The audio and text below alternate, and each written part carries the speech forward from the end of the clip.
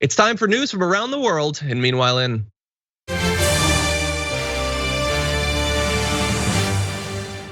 Meanwhile in, this is kind of a global one. Good news for the entire world. If you consider malaria a bad thing, as you should, the world has gained a new weapon in the war against malaria. Amongst the oldest and most deadly of infectious diseases, the first vaccine shown to help prevent the disease.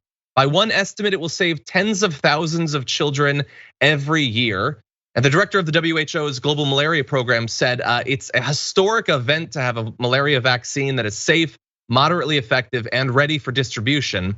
In addition to being the first vaccine specifically for malaria, it's also the first vaccine ever approved for use against a parasitic disease in humans. Previously had to use something like ivermectin.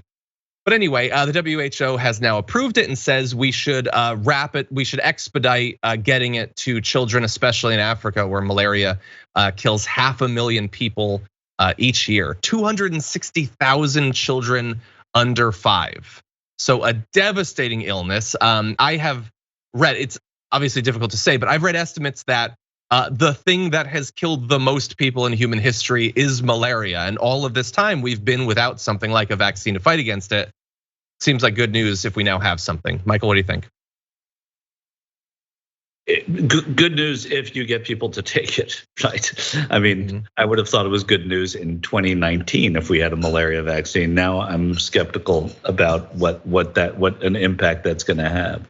Yeah, well, we'll see. Hopefully, I mean, maybe there's less politicization since malaria has been around for so long and the death toll is so devastating.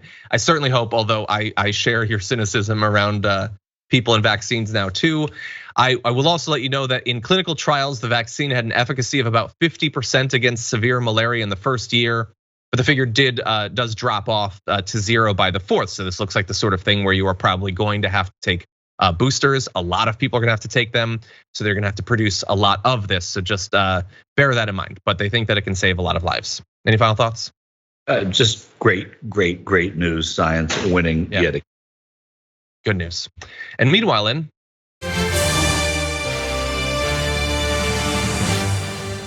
Meanwhile, in Panama, the sort of news that isn't often focused on, more than 50 migrants have died since just the beginning of this year while trying to cross the jungle in Panama in an effort to reach the United States. This area is the most dangerous part of the journey through there to the US. There's natural threats such as snakes in difficult terrain, as well as criminals who routinely rob, rape, violently attack or murder individuals. And the reason I want to talk about this is we know that a lot of people die trying to make dangerous crossings, whether it's to the United States or across the Mediterranean. A lot of deaths, people trying to get out of Syria. All over the world, you can find these dangerous places where lots of people die. And it is easy to see these huge numbers and just think, well, it's an intractable, impossible problem. It's statistics at this point. But I think like a group of 50, we can see that and we can think about that. These are people who entered a jungle and died. And what I can't help but think when thinking about these 50 individuals is what has been said about people like this for years and years and years, but throughout this year by the media in the United States. The demonization of people like this, the basically making them pawns in a in a conspiracy theory of wanting to replace good white people in Iowa with migrants. No, these 50 people did not get a letter from Joe Biden, Kamala Harris, and George Soros asking them if they'd like to change the composition of America. They desperately wanted to get here for their own reasons, for them and for their families. And they died in a jungle trying to get here. And there is not 1 ounce of empathy for any of the individuals, the entirety of all the people who've died or suffered all along, but they are real people who are suffering horribly, both before leaving and trying to get here, and we should acknowledge that. Michael?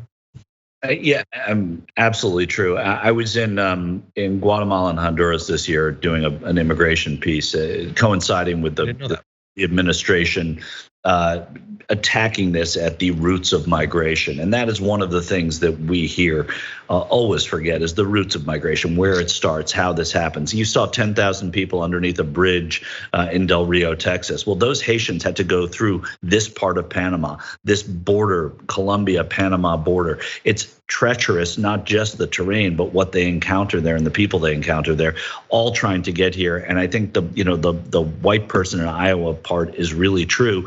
Not to demonize a white person in Iowa, but you shouldn't demonize the person who's trying to get in either, trying to find a better life somewhere in the world, in the one life that they have to live. So I don't think that we think enough about it. I'm glad you're talking about it. Yeah, thank you.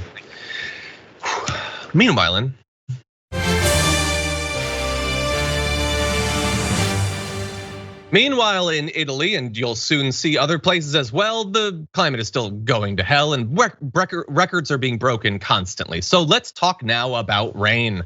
There was an intense complex of thunderstorms stalled over northwest Italy earlier this week, unleashing a 12-hour torrent unrivaled in the history of the tracking of weather in Europe.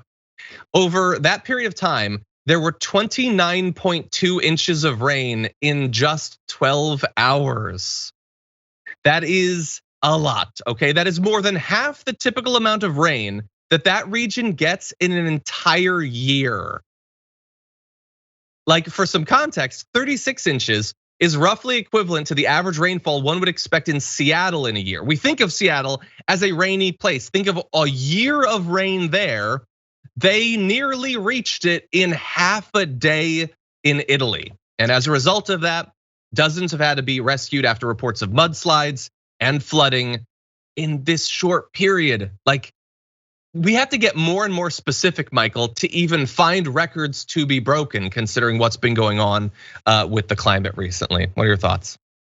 I mean, it's example after example, and I mean, there's not much I can say in this short time, but look at the pictures and see what is going on around the world. Yes, this is one town in Italy, but next week it'll be a town in Paraguay. The following week it'll be a town in Nepal. I mean, this stuff is happening with greater regularity, and that can't be ignored. And I say, encouragingly, that it's being ignored less than it has been in a while. And the question is it too late? And that's something that we don't know. And certainly you've worked on this for a long time as an issue, John.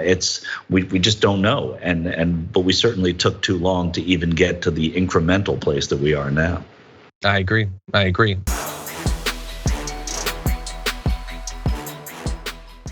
Check out the Damage Report podcast each day, wherever you get your podcasts, whether Pocket Casts or Stitcher or iTunes.